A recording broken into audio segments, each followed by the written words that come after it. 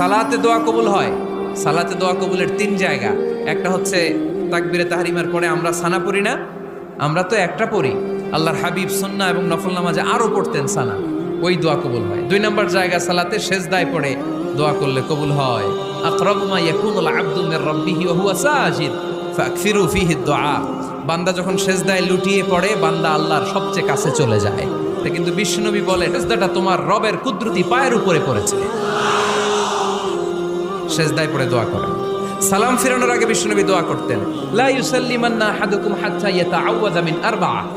আল্লাহর হাবিব বললেন, 4 জিনিস থেকে পানাহ না আছে আমার কোন উম্মত যেন সালাম না ফিরায়। তারা যেন পড়ে, আল্লাহুম্মা ইন্নী আউযু বিকা মিন আযাবিল কবর, আউযু বিকা মিন আযাবি জাহান্নাম, আউযু বিকা মিন ফিতনাতিল মাহইয়া ওয়াল মামাত, আউযু বিকা মিন ফিতনাতিল মাসিহিদ দাজ্জাল। আল্লাহ কবরের আযাব থেকে বাঁচাও, আল্লাহ জাহান্নামের আগুন থেকে বাঁচাও, আল্লাহ জীবন